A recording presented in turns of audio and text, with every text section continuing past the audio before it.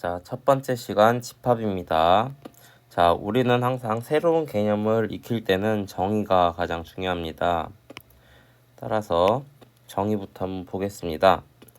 집합이란 것은 어떤 거? 조건에 의하여 분명히 정할 수 있을 때 그 대상들의 모임을 집합이라고 하고 그 정한 대상들을 원소라고 한다라고 이름 지었습니다. 자, 추상적으로 이제 이야기가 되어 있기 때문에 여러분이 헷갈릴 수도 있어서 이 문제 1번을 통해서 한번 살펴봅시다. 여기서 가장 중요한 것은 조건에 의하여 분명히 대상을 정해야 된다라는 겁니다. 자, 따라서 10 이하의 홀수의 모임이라고 하면은 우리가 10 이하에서 홀수들, 즉 1, 3, 5, 7, 9라고 분명하게 이야기를 할 수 있겠죠. 따라서 10 이하의 홀수가 조건이라고 할 수 있고 이 조건에 의하여 분명히 정할 수 있다.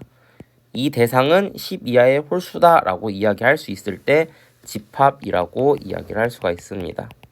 하지만 반면 2번 같은 경우 추운 나라의 모임, 우리가 추운 나라라고 하면 뭐 러시아를 생각할 수 있겠고 뭐 이제 캐나다 같은 데도 생각을 할 수가 있겠죠.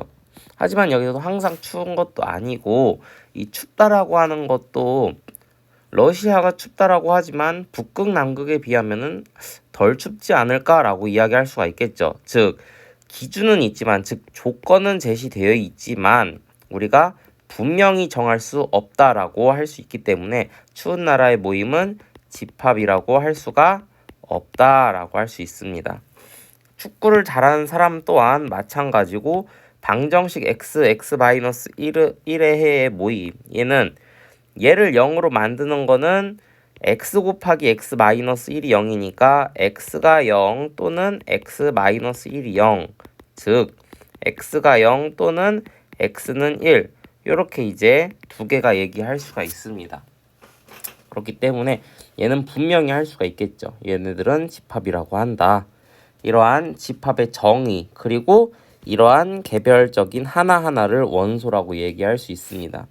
이러한 원소가 집합에 포함이 되냐 안 되냐를 어떻게 우리가 기호로 표시하냐 이렇게 이제 옆에 나와 있죠. 기호 요것은 이제 엘리멘털의 첫 글자 기호를 엘리멘털의 첫 글자를 기호한 것이다 라고 하는 거다.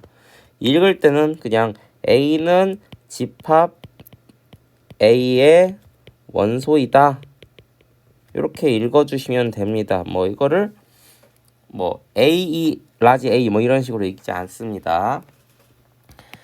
자, 그리고 속하지 않을 때는 우리가 등호 이렇게 표시했을 때 1하고 2랑 같다라고 하면은 이런 등호를 표시할 텐데 같지 않다라고 하면은 이렇게 긋잖아요. 그런 것처럼 그어주시면 됩니다.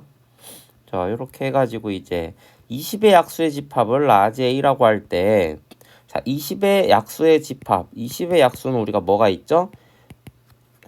21 곱하기 20 2 곱하기 10 3은 안 되죠. 4 곱하기 5 자, 이렇게 이제 6개가 있겠네요. 자, 우리가 중학교 때 배운 거는 20을 소인수분해 해봐라 라고 하면은 2 곱하기 10 2 곱하기 2 곱하기 5 따라서 2의 제곱 곱하기 5 이렇게 소인수분해를 한 다음에 이 지수에다가 1을 더해서 곱하면은 약수의 개수가 나왔었습니다. 중학교 때 배운 거예요.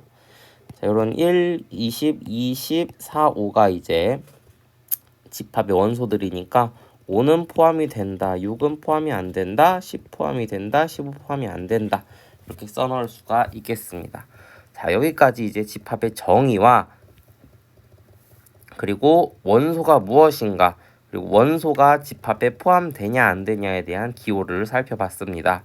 자, 그러면은 이제 집합이 어떻게 나타내는지에 대해서 생각을 해볼 건데 이 원소들을 모아놓은 건데 그냥 모아만 놓으면은 얘가 어디까지 집합인가 뭐 이제 아까도 우리가 홀수들의 모임 10 이하의 홀수들의 모임 1, 3, 5, 7, 9 얘네들을 이제 다 포함 관계다 라고 얘기하기에는 너무 이제 규칙성이라던가 이제 중구난방하기 때문에 이걸 이제 표현 방법을 통해서 나타냅니다.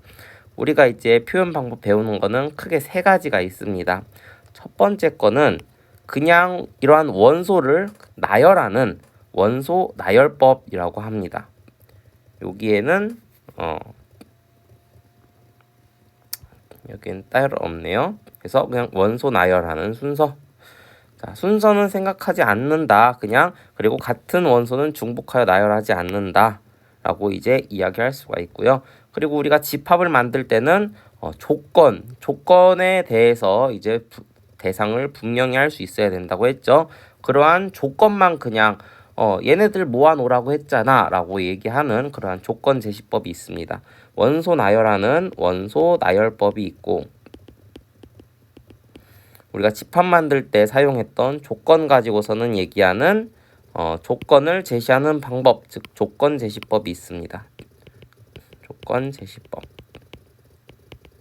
이렇게 두 가지가 있고, 그 다음에 우리가 항상 이제 식으로만 쓰기에는 직관적이지가 않을 때가 있기 때문에 이러한 벤 다이어그램을 하기도 합니다. 그림. 그러니까 A라는 집합 울타리 안에 A의 원소들을 모아놓은 거고, 밖에는 뭐겠어요? A에 포함되지 않은 원소들은 이 울타리 밖에다가 적는 겁니다. 나중에 전체 집합을 배우면은 그런 걸 얘기하게 될 거예요. 자, 그래서 원소 나열법, 조건 제시법, 벤 다이어그램 이렇게 세 가지가 있습니다. 자, 그래서 문제 4번을 한번 벤 다이어그램으로 표현을 해볼까요? 일단 우리가 벤 다이어그램으로 표시하려면은 원소 나열법으로 생각을 해봐야 됩니다. 지금 조건 제시법처럼 나와 있고, 완전하게 조건 제시법으로는 집합을 표현하지 않았죠. 이제 조건이 있으면은 이거를 원소 나열법으로 표현하고 이 원소를 벤 다이어그램으로 표시를 해봐야 됩니다. 어차피 우리가 A하고 여기 안에 원소를 넣어야 되기 때문에 12보다 작은 소수들은 2, 3, 5, 7, 11 이렇게 5개가 있겠죠. 벤 다이어그램 그리고 원소 나열법 하듯이 써주시면 됩니다. 그리고 이제 집합을 표시할 때는 여기 보이시죠? 중괄호. 항상 중괄호를 씁니다.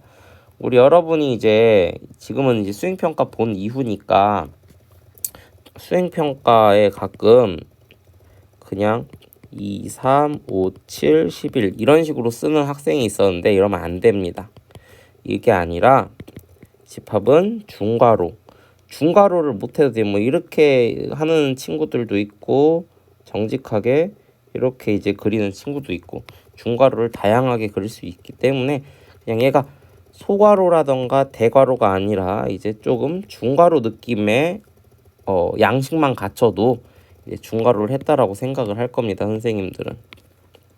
그래서 이렇게 한 다음에 여기다가 원소 나열을 해주고, 조건 제시법을 한다 그러면은 나는 이 집합에 X라는 원소들을 갖고 올 건데 X는 어떻다라고 이제 적어준 겁니다.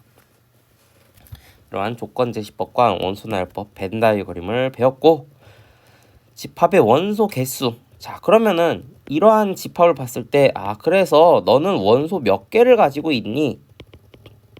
원소가 몇 개니? 라고 물어볼 수가 있겠죠. 그런 거를 한 번에 표현할 수 있는 방법은 뭐다? 이제 넘버의 첫 글자 n만 따와서 n 소괄호, 이땐 소괄호예요. n 소괄호 그 다음에 안에 집합기호 써주시면 됩니다. 근데 이게 이제 어떠한 개수니까 자연수가 있을 수 있는, 대부분 이게 자연수로 표시가 될 텐데 아무것도 없으면 0이라고 표시를 할 수가 있겠죠. 그런 거를 우리는 특별히 공집합이라고 얘기하고 그 공집합을 기호로 이렇게 나타냅니다. 0 한 다음에 여기 짝대기 하나 그어주시면 돼요. 공집합이라고 읽기도 하고 파이라고도 읽습니다. 근데 그냥 공집합이라고 읽으세요. 자, 그래서 여기 이렇게 이거 자체가 집합이라는 뜻이에요. 다만 여러분이 가끔 문제를 풀다 보면은 이런 식으로 나와 있는데 이때는 얘가 이제 원소로서 A의 원소로서 들어가 있다라고 볼 수가 있습니다. 자, 그래서 이제 문제를 한번 풀어봅시다. 문제 5번 보면은 세 집합 A, B, C에 대해서 개수를 구해봐라 라고 합니다. 자, 2번만 해보면은 이건 뭐예요? 규칙상 20 이하의 홀수들이죠. 그래서 우리는 얘를 10개라고 얘기를 할 수가 있습니다. 왜 10개인지 궁금하면 교무실 찾아오세요. 자, 그래서 이렇게 집합의 정의, 그리고 집합의 표현 방법, 원소 정의, 원소의 포함 관계, 기호, 그리고 집합 개수, 원소 개수까지 했습니다. 그 다음에 이제 집합들 사이의 포함 관계라고 이제 볼 수가 있는, 이거를 이제 이해를 해야 되는데, 우리가 부분집합이라는 개념을 다시 이제 도입을 하게 될 겁니다.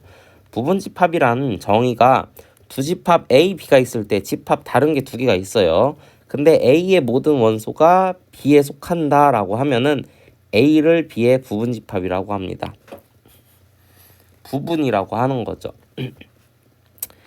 자, 그런 기호를 이제는 요거는 원소의 포함을 나타내는 기호였는데, 집합의 포함 나타내는 기호는 가운데 짝대기 하나를 없애주면 됩니다. 부분집합 아니면은 이렇게 이제 또 그어주면 되고. 자, 모든 원소가 속한다라는 건 어떤 뜻이냐? 보기를 통해서 한번 보죠. 1, 3, 5가 있고 여기는 1, 2, 3, 4, 5가 있어요. 1도 들어가 있고 3도 B의 원소고 5도 B의 원소죠. 1, 3, 5 A의 모든 원소가 B에 포함이 돼 있네요. 그러면은 A는 B의 부분집합이다 라고 얘기를 할 수 있는데, 2번 같은 경우는 2는 여기에 원소가 없죠. 4는 있고 6은 있습니다. 이것처럼 하나라도 포함이 돼 있는 게 없다면은 부분집합이 될 수가 없다라고 하는 겁니다. 그러니까 즉 말 그대로 포함되어 있다라고 하면은 모두 다 속해야 된다라고 볼 수가 있는 거죠. 자, 이러한 이제 정의가 있고, 자, 시간 관계상 우리가 이러한 정의만 간단하게 짚어주고 넘어가겠습니다. 자, 그리고 이제 두 집합이 서로 포함 관계야. 너도 내게 다 있고 나도 니께 다 있네. 그럼 우린 같은 집합이다 라고 이야기를 할 수가 있겠죠. 그리고 서로 같지 않을 때, 즉 A나 B 둘 중 하나가 다 포함을 안 하는 거예요. B는 A의 원소를 다 갖고 있는데 A는 B의 원소를 다 갖고 있지 못해요. 그럴 때는 같지 않다라고 하는 겁니다. 반대 경우도 똑같겠죠. 자, 서로 같은지 확인을 여러분이 해보시고, 자, 아까 이제 같다라고 돼 있었는데 그냥 단순히 이렇게만 돼 있다라고 하면은, 이제 3번 보죠. 3번에 1번 한번 보면은 B는 15의 약수다라고 하니까 우리가 1, 3, 5, 15 이렇게 쓸 수가 있어요. 자, 그러면은 A의 원소를 B가 모두 다 가지고 있죠. 그래서 A는 B에 포함된다라고 얘기를 할 수 있어요. 자, 이것만 보면은 A랑 B가 같은지 안 같은지 알 수가 없어요. 그래서 B가 A에 포함된다라고 해야 그제야 비로소 A랑 B랑 같다라고 얘기를 할 수 있습니다. 거꾸로 A가 B에 포함된다라고 이것만 나왔을 때 조건에 A랑 B랑 같지 않다라는 조건도 여기 안에는 포함되지 않습니다. 그러니까 A랑 B랑 같을 수도 있다라는 거죠. 이 조건만 나왔을 때. 마치 이제 부분집합의 포함 관계는 부등식에 이제 크거나 같다 이런 느낌이라고 생각을 하시면 돼요. 그래서 그렇다면 그냥 크거나 뭐 작다 이거는 어떤 걸로 나타내냐라고 하면은 진부분집합이라고 얘기를 합니다. 포함은 돼 있는데 같지 않은 거를 명백하게 얘기해주고 싶을 때 진부분집합이라고 얘기합니다. 그렇습니다. 자, 이건 그 다음에 이제 부분집합의 개수 추정하는 문제인데, 이거는 공식으로 여러분이 알아두세요. 공식. A의 원소 개수가 n개다라고 하면은 A의 부분집합의 개수는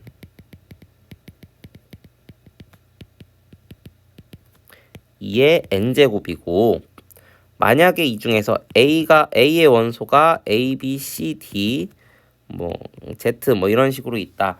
이 중에서 A, B를 무조건 포함해야 된다. 그러면은 우리가 알파벳은 몇 개가 있어요? 24개였나? 2의 24제곱이라고 할 수 있는데 이 중에서 2개. 원소가 무엇이든 상관없습니다. 개수가 중요한 거예요. 2개를 무조건 포함해야 된다라고 하면은 2개를 빼주면 되고, 무조건 포함하지 않는다라고 해도 2개를 빼주면 됩니다. 즉 포함하든 포함하지 않든 그냥 빼주면 돼요. 2개 다 동시에 얘기를 하고 싶다 그러면은 이런 식으로 A, B 포함하고 CD를 포함하지 않는다. 그러면은 이렇게 이제 2개 다 빼줘서 2의 20제곱이다 라고 얘기를 해줄 수가 있겠죠. 공식으로 기억을 해두세요. 이것만 기억을 해도 충분합니다, 여러분. 자, 그래서 이제 집합의 첫 번째 시간 여기까지 하겠습니다.